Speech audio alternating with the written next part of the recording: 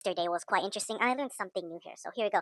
Yesterday I ended up waking around 11 a.m. and because I slept pretty late yesterday, nonetheless, I was able to still prepare myself, put on a bunch of lotion on Old Spice, and try out the day, I guess. And obviously, not that I use Old Spice all the time. I know some people aren't really big fans of that, but anyways, I then decided at 12 p.m. Between going to get a quick burrito outside at a restaurant or editing a YouTube video and then waiting until we go to a game. And since I've already made past videos, I decided instead just to go walk, do a daily exercise, and probably get myself a nice burrito. One thing that I do notice about the burrito establishment is that whenever there's a lot of people, there's less meat that's placed inside the burrito. So I asked for extra and I paid extra. But is that when I'm usually there where there's not a lot of people, there's like a lot of meat in the burrito. But when there's a lot of people there, all of a sudden I have to pay like extra. And I didn't want to make them mad, so instead of two care bags, I just ordered one. There are also two girls in red who also followed my similar path that I was walking over there. I have no idea who they were. And now later at 2 p.m., I decided to do a YouTube video, but I still didn't decide to instead, reluctantly, which I had planned for the week to go with my mom to the local Dodger sports game that was yesterday for the first time since I've heard of the sport baseball and I practiced it a few times, but I have not had any interest to actually go there myself. But I did go this time out of reluctance. And then my mom took a quick visit to where she works at to get supplies for them at a local store and at the market nearby. I mean, I should have actually purchased a bunch of whole grain hot dog buns when I was there because that's usually my preferred type of bread. Because later on, I eventually got a hot dog in the short stands during the game anyway. So, anyways, when I first arrived at 5:40 p.m., right during mid traffic as the game was about to start, this was all the way after her supply visit. It was very traffic and there were plenty of people looking to find a place to park in. I heard the security screening too is also pretty strict in that non-clear items such as backpacks are not allowed. And eventually we were able to pass the security, but I was given some sort of Yoshi bobblehead and that it made the new Mario movies coming out tomorrow, so I'm curious about that. There was also this one guy in the line who stayed right before us, but he remained also behind us once we got ahead of him because his ticket did not spawn in his phone, which I assumed he was also calling his family because of the bad data, also maybe because it was also about to rain during that time. My mom wanted to go shopping since apparently there's a mall inside this place, but there was mostly food stands and all the galore of fast food that everybody loves. When I first walked inside, there were plenty of people, and I had to move around to tell people to keep going. Tell people to like, excuse me, the school bear, I need to pass through. I'm out of my own. And of course, in 2026, sport life before the game, it's traffic, there's people moving around, it's vibrant, it's loud, and there's a walking full. And most importantly, there's a lot of fan propaganda. I'll definitely give it that. And of course, I was in a neutral mood since I'm not a big fan of public places, but I'm still be more than happy to pass them. Oh, a sports game. But I do observe, the smell of fast food, the smell of people, it's deodorant. I even saw the local DJ and I saw two couples who were dancing it out, which I would never find the strength to do in front of people. Anyway, but along with a bunch of Dodger mascots, there was also a kid who was appeared to be marinating himself with a statue mascot nearby.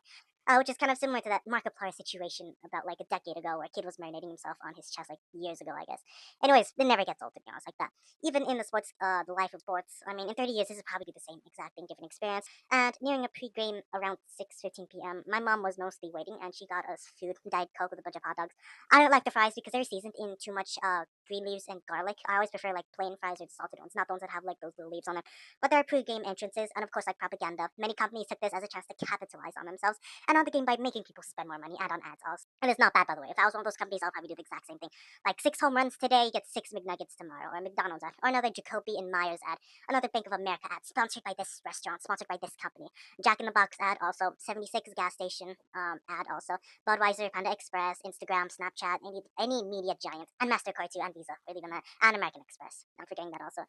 And also got in a little cool challenge and other promotions these companies will have. And technically, if I make my own company one day and I become a big company, then I'm definitely gonna get it sponsored through here. Sponsored anywhere, make more money because this is capitalist America, literally. But anyways, pre-game there are also trivia's and then the Yoshi appearance. There was also the people on the mic also.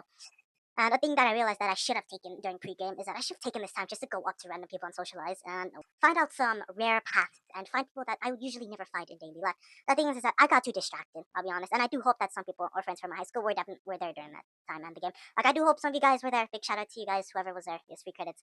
I really do hope someone saw me or maybe at least knew of my presence. Pre-game, as I said, my mom went to go purchase hot dogs for us, but she drank my soda, so I had to go get a new one. And I went up to a local vendor that was up the bleachers, and I grabbed two diet sodas.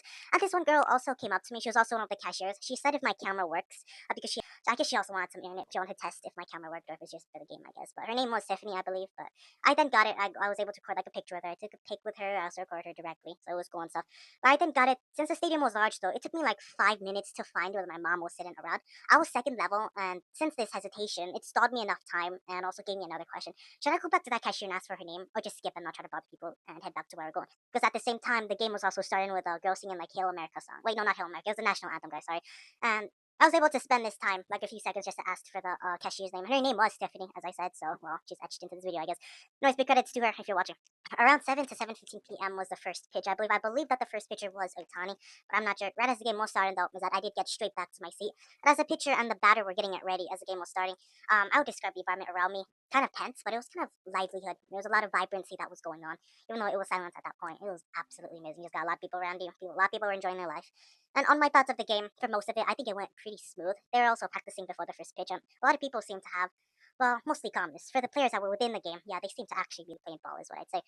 And there are also some cool animations they displayed on the giant screen of each sports player all around. I don't think my camera was able to capture this, but of course, there are also hype messages too to get the audience ready, maybe to get the people ready.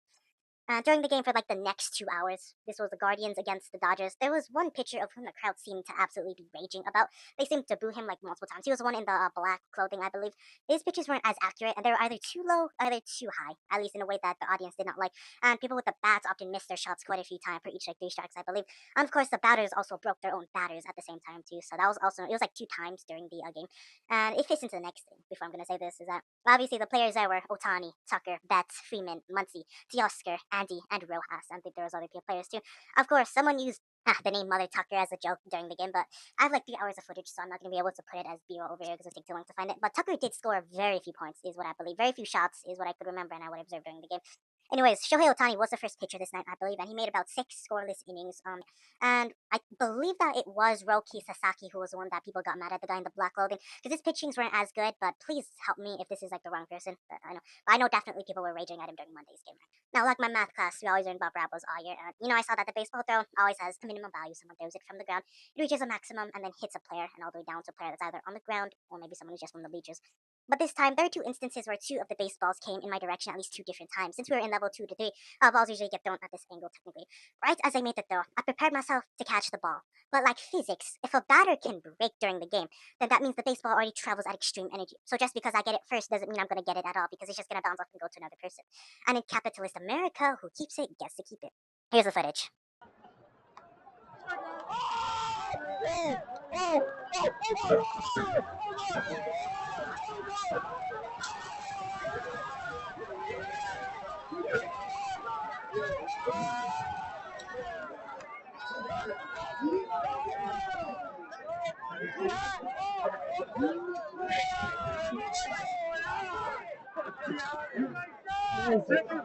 He's not going to another game.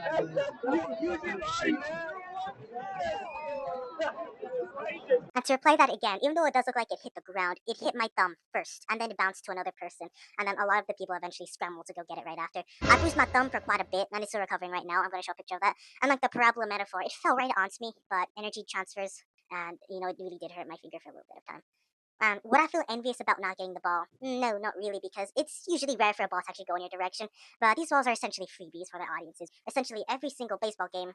Would I try to still catch one, though? Obviously, yes. I mean, anyone would do it. And for the second piece of footage, it did go to another person here, but I wasn't able to catch it myself because it was too far and I was bruising. But this is the footage where the boys in the row behind me do end up raging about it and scrambling for it.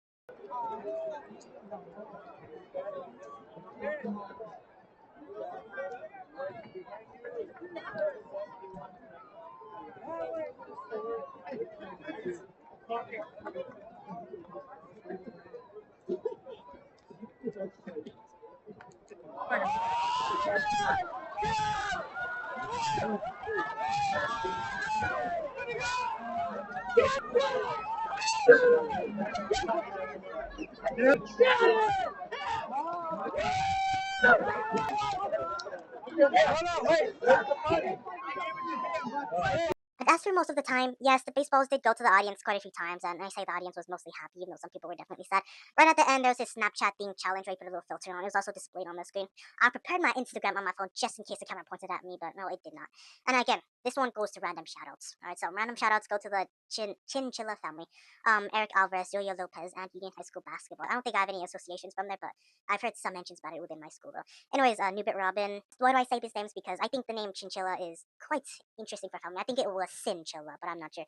Anyways, this time, other soft shoutouts from my local interactions would go to people in my high school, obviously, but other people who are also near me, such as Tiffany, Joe, Ella, Smith, Adam, Sophia, Isabella, Anna, Nova, Max, and the boys behind me who are also pretty crazy.